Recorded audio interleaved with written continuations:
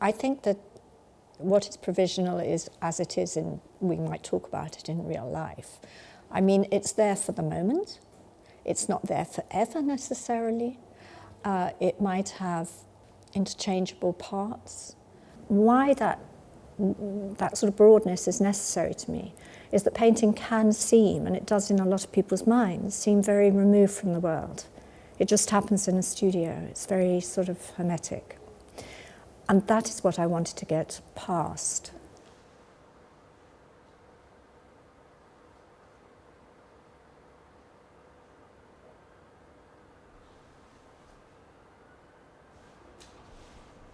A huge break in my work, I know, came in about 1990, which is a very long time ago now, but it's when I decided everything didn't have to be in the same frame. I was always worried about that there was this sort of masterwork of which it was all contained in this frame. And it was the first time I used text, materials, and I sewed into that material as well. So it was a really debunking, if you like, for me at the time of the thing within one frame. I want the painting to sort of be porous to the world outside. And I do have a fluidity about the idea that somebody could sort of come into the studio really and they could sort of rearrange a wall or they could put an object somewhere else.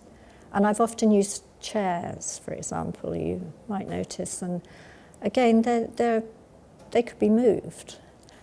I mean, they just need to be packed up and unpacked, I suppose, and put back together. But I'm quite flexible about how somebody might do that.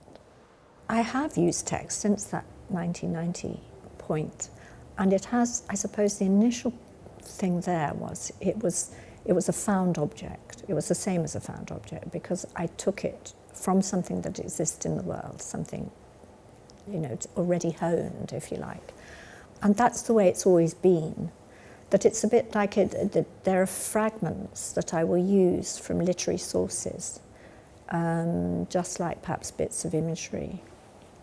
I returned to the idea of being interested in the internal space of painting, but then I had also worked a long time on the external space of painting, with furniture and so forth and things outside of it.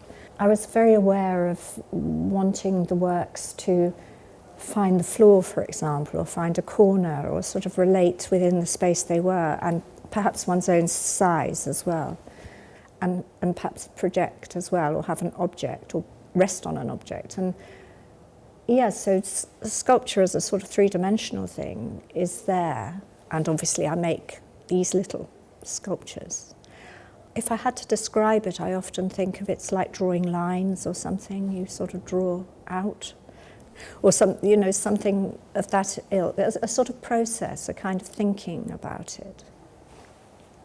It seems to me a bit redundant to make something that's not provisional in nature. I mean, I'm not that interested in the sort of the idea of the monumental, which was a word that came up. It seems one has to sort of fight that in some way. And yes, it might seem provisionality has several things. On one level, it's very giving and adaptable and fluid. And then there's another side to it, which is a bit rebellious. It's not going to toe the line in some ways. Painting or my objects, for example, are handmade.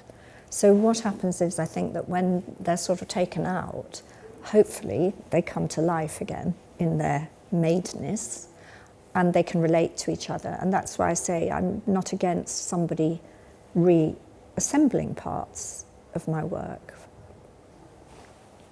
I feel like I stuck with painting and then felt I couldn't genderize it at all, and didn't really want to either. But then when I look back on it, I can see that all these decisions I make and this resistance to the masterwork in the frame is very much from that. And so I feel now I can with some confidence say I think painting can reflect that aspect. Postmodernist painting in the 80s and 90s was not of huge interest.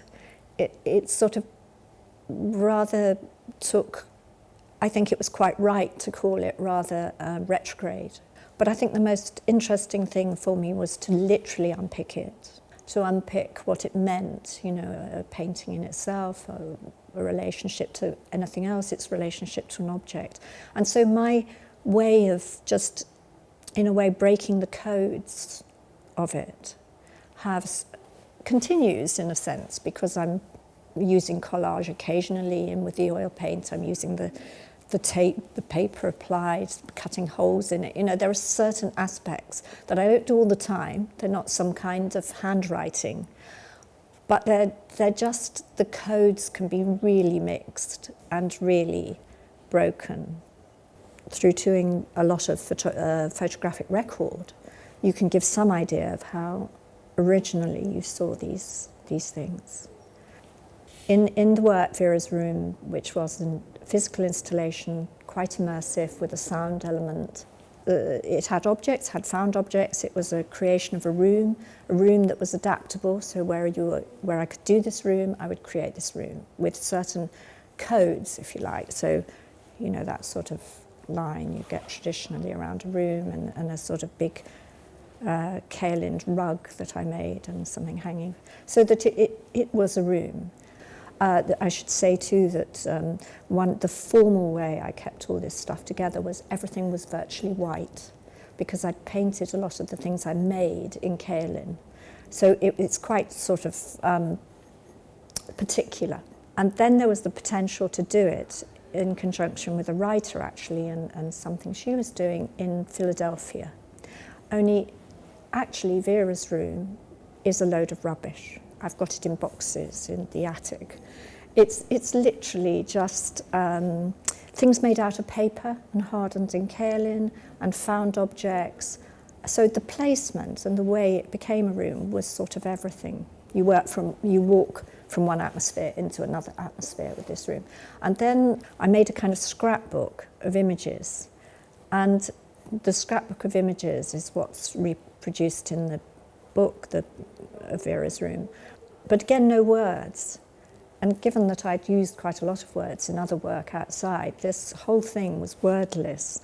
But the images I took, the collages I made, were a mixture of my own made works, family photographs, other photographs, found material I mixed in film.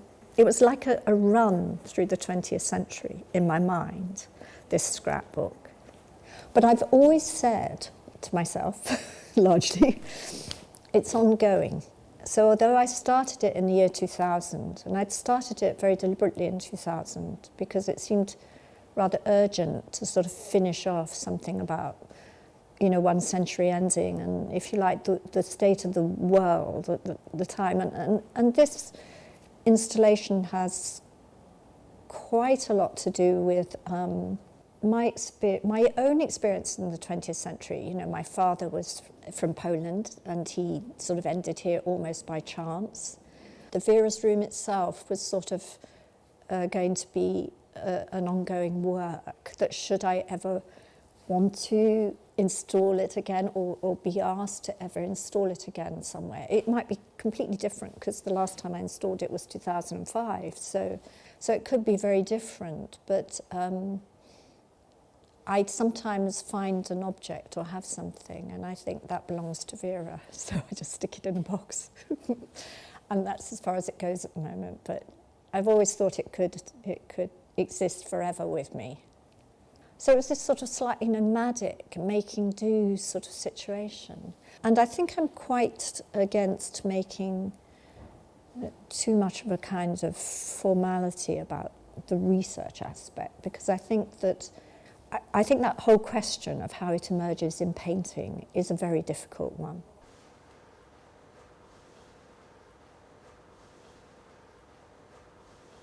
I have a lot of 5x4 transparencies that date back more like to the 90s and early 2000s. I just really have them in the files of sort of years, you know, not terribly organised at this moment.